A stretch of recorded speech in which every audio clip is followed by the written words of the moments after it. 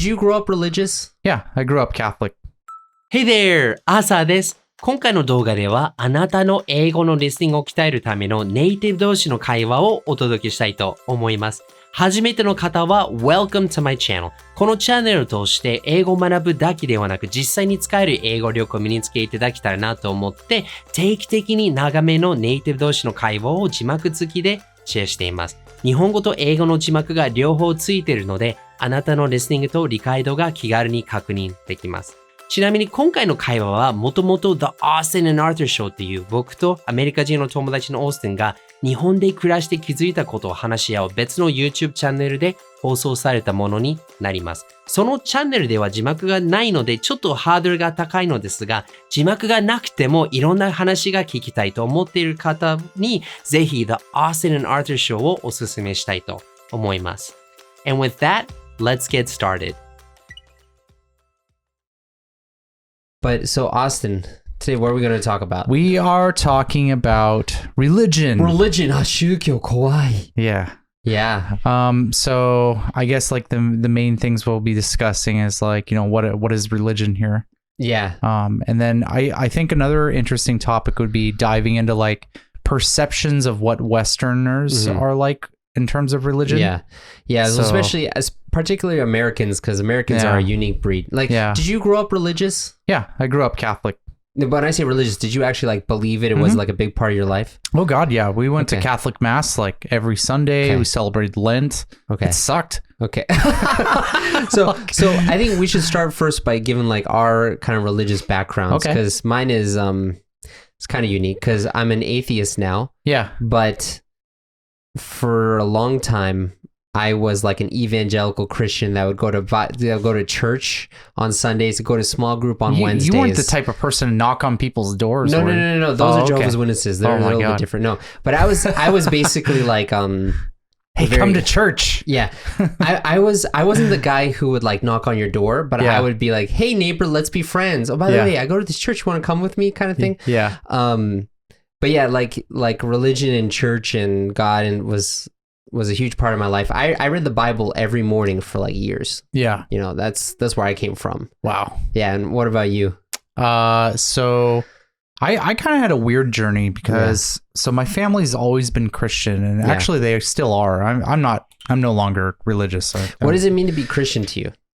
So I mean, I don't even know what sect of Christianity they were. Okay. But I mean, you know, believing in Jesus Christ and you know all the little like check marks for Christianity, that's what it feels like. Yeah. You celebrate Christmas, you go to church like occasionally. Yeah. That's when I say Christian, that's like the default. Yeah. Christian. Mm-hmm. I believe both my parents grew up Catholic. Mm-hmm. And then when I was a kid, we went to like some weird like new age Christian churches. Okay. It was like there was this like I remember being like 4 or 5 years old and we went to this church. It was like the Church of like Religious Science or some stupid name like that. Okay. But yeah, so we bounced around a little bit and then I think like when I hit my teen years, for whatever reason I felt like a calling to go like experiment around with religions. And so we tried out a couple places and we ended up like kind of going back to my parents' roots and becoming Catholic. Okay. And so I went through the full initiation process for becoming Catholic, which what does that look like? So Catholicism is like the oldest Christians like group, right? And like the main difference between Catholics and like regular Christians is like everything they do is like rooted in tradition. Yeah. So actually there's like a lot of connections you can draw with Catholicism and like Shinto religion. I would say Buddhism. Actually, you know, prayer beads come from Buddhism. Oh, that's fair. Yeah, that rosary stuff. The reason you could I guess connect it to both, but the main thing I was drawing in is like there's a lot of like ceremony and practice, and there's like a lot of like meaning and like this like the building of the church. Right. But yeah, so like that's the main difference there. And so with a lot of other Christian groups, you can kind of just join. Yeah. And then you become part of that community. Yeah, right. But like Catholicism is like the big time. Well, I feel like it's like it's not a secretive club, but it's very exclusive. Yeah. Like, so one thing that you do as a Christian, if you go to church more often than not, is you eat and drink what's called the body and the blood of Christ. Oh yeah, the communion, right? Communion. You got like a little wafer and some wine. So it's like a little bread wafer and it's like a little sip of wine. Yeah. Right. And if you go to Catholic Mass, you cannot do that if you have not been initiated as a Catholic. Yeah. Yeah. And that's a really big thing. So like, you know, when I first started going to church, it's like, I felt left out. Yeah. And I feel like that's like one of their little tactics to try and get you into the church. You have an in-group and an out-group. Yeah. So, so you got to go through this whole thing, and it took like a year, and, you know, you got to get baptized at the end. And it's like, there's this huge path. And, I felt happy for a while. And then, you know, I went in the military and got kind of disillusioned on religion. And I saw a lot of the negative, you know, sides of religion. So now I'm not. Okay. But yeah, so that's my story. Yeah. You know, it's funny that you mentioned that, because so my mom, her mom is Italian. My grandmother's Italian. Yeah. And on my dad's side, they're Greek. So my dad grew up Greek Orthodox, and he would go to Greek Orthodox church near the house. And what's that like? It's like the Greek version of Catholic stuff. You have like a guy, actually they dress in, when they're outside, they dress in black robes. I think when they're doing the service, they dress in white robes. But I think the biggest difference between like Orthodox Christianity and Catholic Christianity is that I feel like Orthodox Christianity is a lot more like ornate and beautiful. Like they have like icons. They have like the pictures of the saints in that very 2D style. And it's like, they literally, the whole wall is covered with like these gold plated, gold leaf picture paintings. I will say, I think like, oh God, what are they called now? Not basilica. Cathedrals? Cathedrals. There we go. Why is my mind not working? I will say that some of the most beautiful buildings I've ever seen are cathedrals. Right. Like they look, I love stained glass. Yeah. It looks so cool. Yeah. Yeah. And I mean, so when you go to Europe and you get to those old cathedrals, it's beautiful, but it's like stone and they're stained glass. But like with Greek Orthodoxy, you have to be baptized into the church and you have to be Greek because you're Greek Orthodox. But they have like, the walls are covered in these gold leaf paintings. So they have like little images of Jesus with Mother Mary and stuff. So it's much more like stimulating visually, you know. But in the end, they do because it's Greek Orthodox, they do the whole service in Greek. So if you don't understand Greek, then it doesn't work. And what's interesting is, you know, in like really traditional Orthodox Jewish services, when they read scripture or something, they sing it in Hebrew. Like they use like a sing-song voice when they read it. They don't just read it straight. And it's the same with Catholic Mass. Oh, really? Yep. Oh, cool. And they do that in Greek Latin. Orthodox too. Yeah. So that's basically the Greeks and the Romans were both Christians, and then they were like, hey, the Pope is number one. No, the Pope isn't number one. Our guy's number one. Split. Yeah. You know, that's what happened.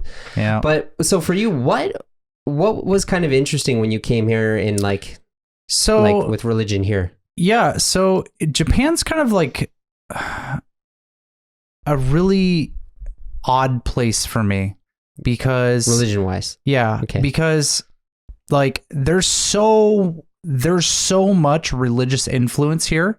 Yeah. You see it everywhere. Mm-hmm. Every single place you go to in Japan, you can see religion everywhere, but no one's really religious here. Yeah. And if you say, what religion are you? Like you say, oh, I'm Catholic. But like over here, it's like, what do you mean? Yeah.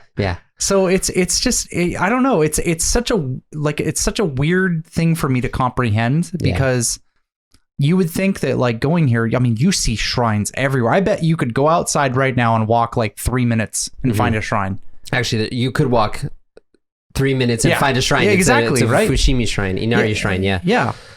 So that's what I'm saying. Like there's so much religion here, but like no one's religious. But everyone does Hatsumode and everyone does the things like a lot of houses, maybe not modern houses, but a lot of older houses have like a kamidana where they have like a little shrine, you know?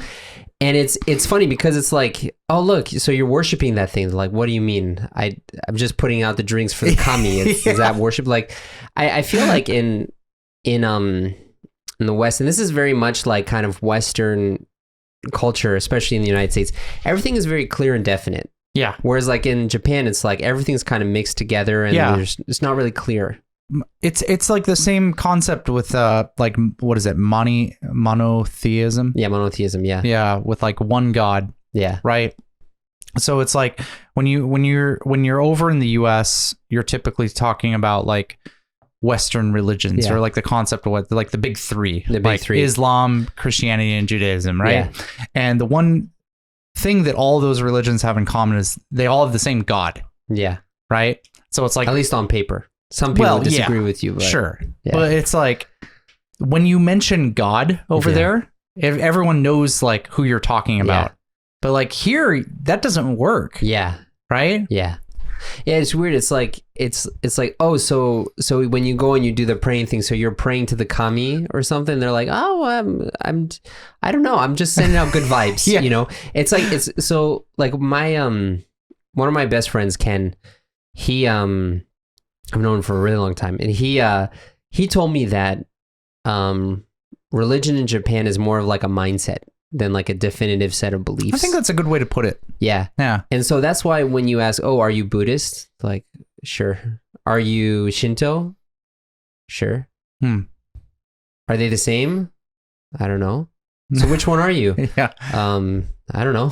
Because it's like it just becomes so ingrained into like the cultural fabric that people just do without even thinking about it. But one thing I do like about it though is that I feel like more than in the United States, it creates like a sense of like not intuitive, intentional, a more intentional interaction with your environment. Because like there's kami everywhere. And, you have your kami at your shrine. You also have your kami dana. It's just makes you care more about things, I think. Yeah, I think that is true. Like, I feel like people tend to like at least appreciate nature more, because I think there's more of a focus on like, okay, well, it's like you have the god of this river, you have, and so like people start identifying these natural features around them as spiritual and significant. So like there's less of an emphasis of wanting to like change or disrupt that. Right. It's a big reason why I think we talked about power spots. I think you talked a little bit, but I think we talked about this before. So power spots are what's believed, and it's not unique to Japan, but it's what's like there are places in the world that people believe to be filled with power. And you'll energy. It's expected that you'll experience like a spiritual presence or feeling if you go to these power spots. And they can be positive or negative, it's what people believe, but it's often said that Japan is filled with these power spots. Right. And so, but if you look on a map where all the power spots are, guess where they are? Where? Forests, rivers, mountains, like all these places. And I think it's because a lot of people have started identifying these spots as spiritual places. Because they appreciate nature. One thing that I really like is when you have like a really big tree, or you have like sometimes you have a really big boulder, and they'll put like a cord, like a rope around it that signifies that there's like a god here, kami here or something. And it's like, oh, so you believe there's a kami living inside there. What's his name? It's like, I don't understand what the question is, Just like, there's this power here that it's more like you recognize this power, But, for me, that's really different from religion in the United States, particularly Protestant Christianity. I think if I were to really place like the main difference, I would say that like Western religions have a significantly greater emphasis on the soul, or like the human aspect of religion. Whereas I think like Shinto and Buddhist kind of focus on like the environment and trying to like attune yourself to the environment. Yeah. It's like one of the big things about being a Christian is going to heaven. Yeah. And like trying to be a good person so that you're worthy enough to go to heaven. Yeah. Right. Yeah. It's like trying to redeem yourself. And, Judaism and Islam kind of have their own versions of that too. So it's like, I feel like there's far more emphasis on like the soul aspect. Yeah. I feel like, so with religion here and going back to like putting the rope around things, I feel like a lot of things are centered and focused on the here and now and the physical stuff. Whereas like religion, especially in Christianity, it's a rejection of the physical form. Like, like even in traditional ancient Greek philosophy, people believed that there was a soul that was the pure, unadulterated person that's being weighed down by this body of flesh. And the way to be free from all the problems in the world is to get rid of your body and flesh, which doesn't mean to like kill yourself, but it means to, when you die, your soul gets separated from that and it goes somewhere else. And everything is all about the different world, the spirit world. I'm going somewhere. And especially in the Christianity that I grew up in, which was more fundamentalist, evangelical Christianity, there was like a whole story arc to it where, like the whole story of Christianity basically, and Jesus himself was a doomsday prophet saying, the world is going to end, everyone repent, So it's going on that line. But basically like, God made us, we were happy, we sinned, God separated from God, God brings Jesus to bring us back to God. And those who reject God are going to go to hell, and those who accept God are going to go to heaven and live in this spiritual realm, and there's going to be a final judgment where everything is decided. Like there's this whole story arc happening, whereas like in it's like a movie. Yeah, it's like a movie. Yeah. Whereas like in Shintoism, Buddhism, it's like, let's just talk about right now. Yeah. That's it. No, it is true. And it's like, especially if you get on the Catholic side of things, it's like very self-deprecating. Like, I'm a terrible person. Yeah, you have to go to confession and confess your sins. Yeah, I should feel bad about myself. It's like, dude, screw this. Like, I mean, I remember, so my family is still very religious, and since renouncing my faith, my sister has become more religious, kind of ironically, but I hope she's not watching this right now. What was I going to say? So like I tell people about my my deconversion story, moving from Christianity to atheist. 'Cause first, me just saying, hey, I got rid of my religion, a lot of people here are like, wait, can you do that? Like, how does that work? Because doesn't make sense. Well, I have something to talk about that too, but okay, I want you to finish your story. So basically, so like with Christianity, especially like the Christianity that I was a part of, there's a premise that we have sin and we're all destined to go to hell. But Jesus resurrected from the dead to take our sins, so we don't have to go to hell. We can be united with God. And so if Jesus didn't actually die and rise from the dead, then there's no point in believing. Like even Paul in the Bible, like he was writing the letters and stuff, he's like, if Jesus hasn't been raised, then we are to be most pitied above all men. That's what he said. And so I was like, shit, that's really important. So I started researching a lot, and I started reading the Bible very objectively, and I was like, hey, a lot of this doesn't make sense. I've been reading the Bible for years, but reading it really objectively, like this doesn't pass the sniff test to me, And so like 3 years in, researching tons of stuff, going through a lot of like agonizing discussions with myself, with my parents, with my church, I just came to the conclusion that like, hey, this is not based in reality. I don't believe that the resurrection of Jesus is a historical fact that actually happened. And therefore, to all of my friends at that time, I wasn't a Christian. I don't believe, and I'm going to hell. And that was tough because at that time, my main center of community and friendship was in the church. So by saying that, I kind of like lost my whole friend group. And they wouldn't say like they rejected me, but it's like our things in common just like didn't hold us together anymore. We just got separate, But when I tell that story to Japanese people, they're like, dude, that doesn't make any sense to me at all. Why do you have to go do that stuff? Like, why can't you just believe? Like, can you actually stop believing? Like believe? You don't even need to believe. You just are Christian, right? Because the mindset's so different. Yeah. No, it is true. I think for me, the thing that like really kind of disillusioned me was, I really started thinking about why I went into religion to begin with. Yeah. And I was seeking out a community. Yeah. Right. And I found that community and I joined it. And then I was thinking about like, do I need the religion part in order to seek out a community? No, I don't. I can just go make friends with people. Yeah. And that part kind of sunk in. And then, you know, when I joined the military, it was, you know, kind of at the peak of like the Iraq-Afghan war.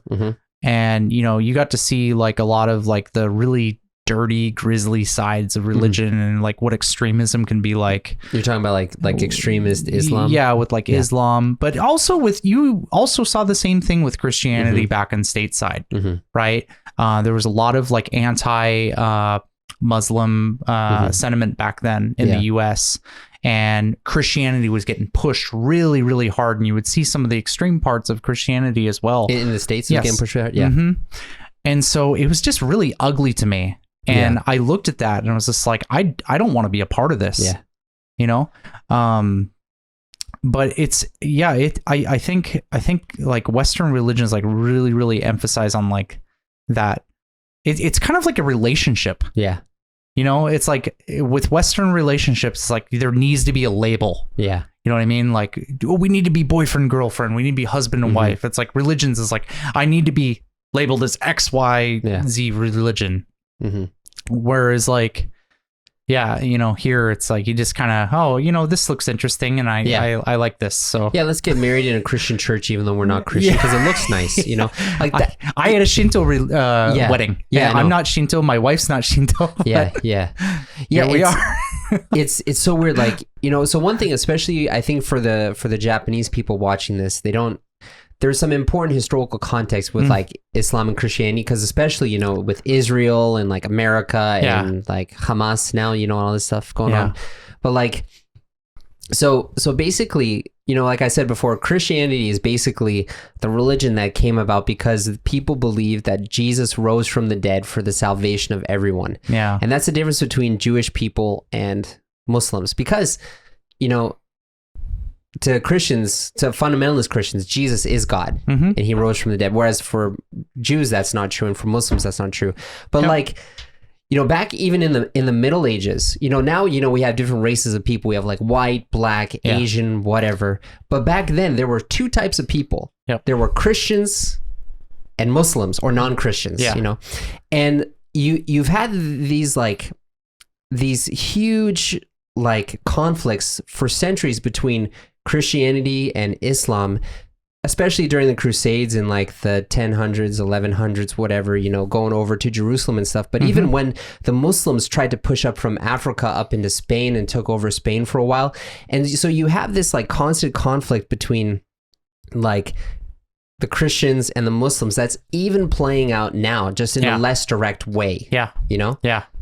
Completely. Yeah. And it's funny because like technically they both believe in the same story that like the God of Abraham passed down.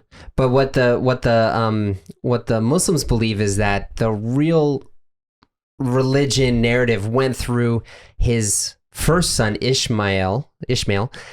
And then the Jews are like, no, it's Isaac. Yeah. And so that's kind of the two separation there, right? And so there's conflict there too. And then Christians are like, hey, you both are wrong. Jesus is right. And it's like, technically it's the same God, but it's not. But then there's all this conflict happening. Like, and like Japanese people are just like, hi, we believe in something.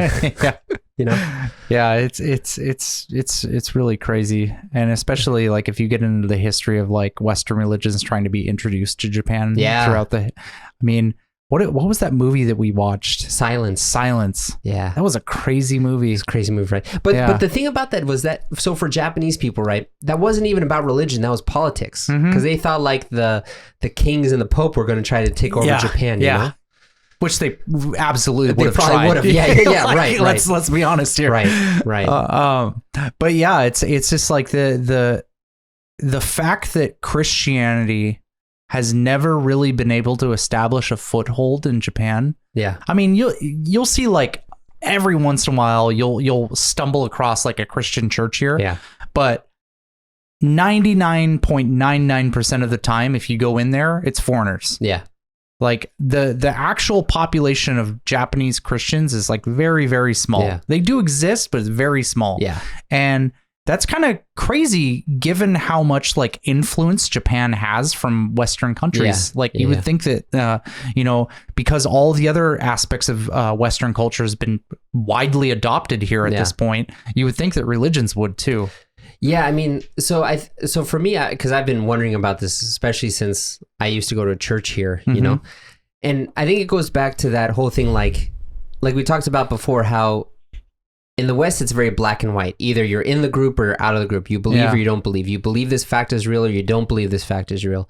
But in Japan, everything is gray. It's like, do you really believe? I don't know. Sure. I mean, I do the things. Is that good enough? Yeah. And like, trying to take that black and white mindset and force it upon a gray mindset just doesn't really match. Yeah. So there's one other interesting thing. Yeah. Like I had a teacher walk up and ask me about religion for like she was talking about it in like one of her classes, and so she was interviewing a couple of the teachers, the other teachers in my school, and I was one of the teachers, and she was asking me why Americans celebrate Christmas, even if they're not Christian. Yeah.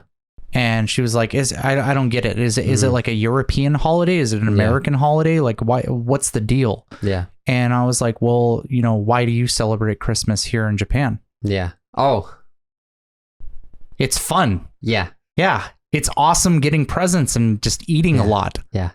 That's it. Yeah. Did you know that now, like in like some Jewish people have Hanukkah bushes now because they can't have a Christmas tree, so they have Hanukkah so they bushes. do a Hanukkah bush? That's hilarious. Bush. Yeah. No, I didn't know that. Yeah. So the town that I lived in was like 20-30% Jewish, so really? We had a lot of that stuff. A Hanukkah bush. That's the first. I mean, I get it, the burning bush thing. But... Yeah. No. It's a Christmas tree, but it can't be Christmas because we're not Christian, so it's Hanukkah. I thought it was like the whole thing with not Noah. Who's that? Moses with the burning bush. No. They just wanted a Christmas tree, but it can't be Christmas. That's so lame. Like, at least make that connection there. So it's like, oh, okay, I get it. Yeah.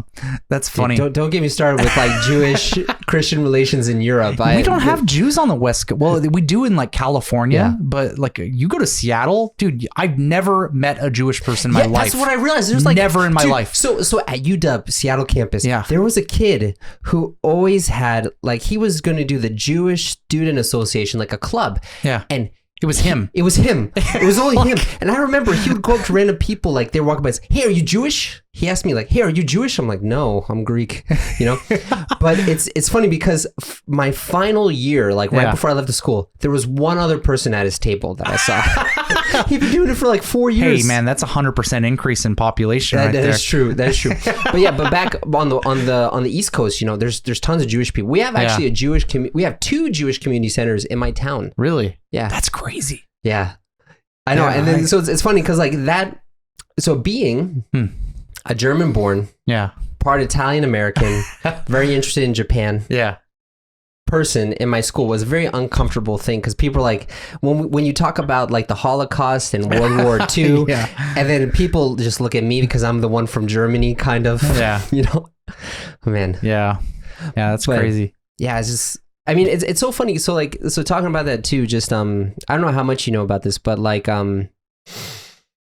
Jews got a real tough situation, for the vast majority of European history. Like, do you remember, like, of course, the Rothschild family is super famous, right? Yeah. So they're the progenitor, the first guy who's kind of started the dynasty, whatever.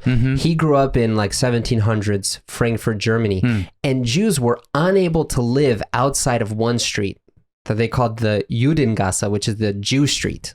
So the Jews can only live on the Jew street. Okay. You can't. So it was super overpopulated. I didn't know there was like anti-Jew stuff. Yeah, back then. No. So what would happen is they would put like the Jews in their own quarters, and they were separated from society because they were the ones who killed Jesus. And then they would make rumors about them eating babies and stuff. And then sometimes Christians would like go in there and like go into the Jewish quarters and like kill people just randomly. That's crazy, they were drunk. Yeah.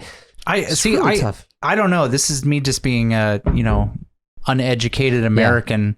I just assumed that all started up with Hitler. I didn't know that had a history. Well, it goes back to like, you have a group of people who are separate in your community. You don't really know about them. And if you don't know about them, it's very easy to like make stories up about them, Mm-hmm. But like the fact that for Christians, you had to rest on Sunday, but Jews didn't have to. They rested on Saturday. Yeah. Like, what are they doing on Sundays? They're scheming. Yeah, basically. But yeah, so like you have all this complicated thing about labels and like keeping everything separate. Whereas in Japan, it's like Shinto's nice. The Buddhism comes along. Hey, let's do this too. And they all just kind of put everything together. I'm not too familiar with the really like way far back part of Japanese history. Was there any conflict between like Shintoism and Buddhism? A little bit. So I took a class called Buddhism in Japan. Yeah. In Japan. Yeah. I took it at the school. And basically, so what happened was around like the 600s or 700s, Buddhist missionaries from China would come to Japan, and they would tell about their religion of like, you have all these Buddhas, because in Chinese Buddhism you have all these Buddhas, and the Japanese people are like, hey, we're okay, we have our own kami, that's here such we a have Japanese response. We're okay, we don't really I'm need good. it. I'm good. But then like some of the Buddhist missionaries got like really buddy with the royalty. Okay. And I think like in the 700s or something, this guy, I think his name is Shotoku Taishi or something like that. Prince, whatever, Shotoku or something. Yeah. He like became friends with some Buddhist people, and he really wanted to spread Buddhism around Japan because Shinto is very local. Yeah. There's no sort of governance around. But with Buddhism, you can have a little bit of governance and stuff around it. So he wanted to promote that. And the way he did it is he said, hey, your kami, they don't have any physical form or anything. You don't know what they look like. Oh. Hey, these Buddhists are the physical forms of your kami. Yeah. So in Japan, a lot of times when you have like a Buddhist temple, next to it, you'll have a shrine, which is like the kami that's... Okay, you know what? That answers so many questions because there's so many times I've been really confused here. Like you go to Kamakura, for example, right? So I live near Kamakura and I go there often, and like... I was walking with my wife and I was like, I don't get it. Like, is Kamakura, like, is it a Buddhist place? Mm-hmm. And she's like, no. Mm-hmm. I'm like, okay, so that means it's a Shinto place, right? And she's like, no, it's both. And I'm like, dude, how can it be both? Mm-hmm. Okay. Like the concept of like two major religions just sharing a spot right next to each other. I can't comprehend that. Yeah. And it goes back to, the black and white. You either are on or off. You're either or, right? But here it's like, hey, you're kind of both. Oh man, that's so hard to like. Although what's interesting though is that then in like the 1800s when the emperor was starting to come back, and actually nationalism was starting to come back because when the Europeans came in. Sorry, I'm a huge history nut, so I love history too. So like when the Europeans were coming, the Japanese really understood how weak their relationship with China made them. Like China at that time was a client state of England, basically. Like they were a colony, right? And like, oh shoot, we don't want to end up like China. Hey, China really like messed us up. So they wanted to distance themselves from China, and Buddhism comes from China. So there was this huge push to separate Buddhism and Shintoism in like the 1800s. Oh, interesting. And so like a lot of Buddhist temples were like ransacked and they lost their licenses and they were forcibly turned into Shinto places or something like that. And then after like around World War II or after that, they're like, hey, that was a mistake. Let's put them back together again. Oh, interesting. Yeah. Huh. Well, I had never known that. Yeah. And it was like, and at that time too, they're like, we need to have a Japanese mythology like the Europeans have a mythology. So let's make one consistent narrative.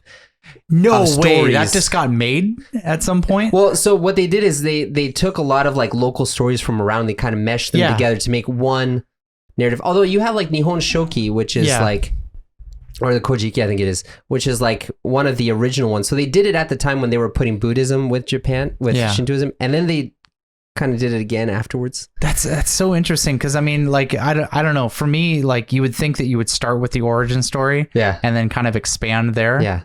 Well, because it's like Shinto's all about the now. Yeah. Like, who cares about the past? There's kami here. I want a good harvest. This is great. Let's do this. Yeah. You don't need that story. But it's weird. That's a very characteristic of like animistic cultures. And Japan is the only modern country that has an animistic religion at its base. All the other religions are like monotheist or polytheist, but only Japan is like, hey, God is in everything. Yeah. Everything has God in it, you know? Yeah. I also feel like there has to be some connection with like philosophy. Because if you look at like, I mean, Buddhism has a lot of philosophy in it too, because like China is like one of the main like pillars of philosophy in human society. Yeah. But like Europe is also like kind of considered like the center of philosophy. Yeah. And, you know, having those religions kind of stem from like the Middle East and Europe. Whereas I feel like Japan, there's a lot less like thinking about the why.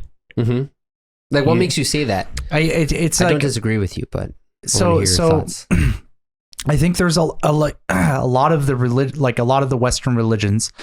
If you think about the story, you can really think about someone at some point in time just going, "Why do you think there's a sky? Yeah. Why do you think that yellow dot's in the sky?" In Japan, it would be red, but okay. But like, you know, there's a lot of people just sitting down and going, "Why did this happen? Yeah. Why do you think this is this way?" You know, and like with here, I mean, you can, like I said, you can kind of see it with Buddhism too, because there's like a lot of the religion does feel like there is a why, but like with Shinto, it's like it is. Yeah. Well, like they did have a lot of like local folklore stories that just never got systematized into one thing, you know? So like, I'm sure depending on where you're from, you have different local myths, but there's not like one cohesive thing that's the same for everywhere, you know? Yeah. Yeah. It's just really different. Now, one thing I do want to talk about is I want to talk about the new religions. So Shinko, Shukyo, like happy science. Is that the like cult of personality thing? Yeah. Oh man, that makes me feel real uncomfortable. Yeah. But I feel like it would be good to talk about that because in America too, we have those new religions like Jehovah's Witnesses and Mormonism. And also, those make me feel really uncomfortable. Yeah. Like, look, I try to be a person who's like tolerant of other people's religions, but man, it is obnoxious having people knock on your door. Yeah. Like, oh my God. I hated it. And it's, I don't know, it's like the idea of really putting like another person up on like a really high pedestal is just something that makes me feel really uncomfortable. Like it just feels like a really like, I want to say like natural or instinctive revulsion is how I feel. But Christianity does that with Jesus though. Yeah, but I feel like with Jesus, like it feels different. I don't know. Maybe it was just because it happened a long time ago, and like, you know, like stuff like Mormonism and stuff, you know, happened in a recordable point in history. You know, so maybe that's why. So it's like there's more connection. Yeah. So I feel like it's easier to poke holes in, but yeah. I feel like in America, like the new religions like Mormonism, Jehovah's Witnesses, they function a lot like businesses. Yeah. Where they're trying to go door-to-door sales kind of stuff. Yeah. Do you know how Jehovah's Witnesses started, by the way? No. I'm going to get huge flack from like the JWs watching this because I'm sure there's a couple of them. Like 2? Probably like 5. But I know one of my first students was Jehovah's Witness. But so basically, do you know about the Seventh-day Adventist? By people? Name? Just the name. It. You don't know what they do. So basically, Seventh-day Adventist was like this Protestant cult that started in the late 1700s. So it's like the OG of new religions, basically. Okay.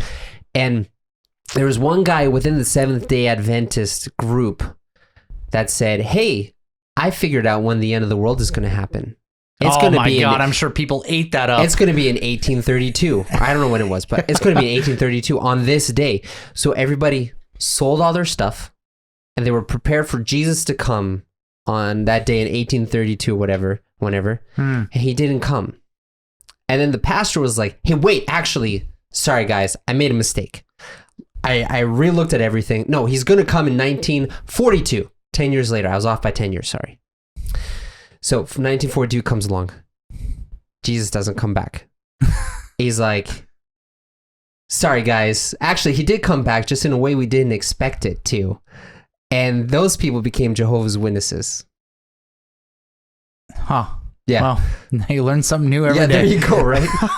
Yeah. Interesting. Yeah. So growing up, our family friends were Jehovah's Witness. Okay. And I just remember it being like kind of awkward around like Christmas and stuff.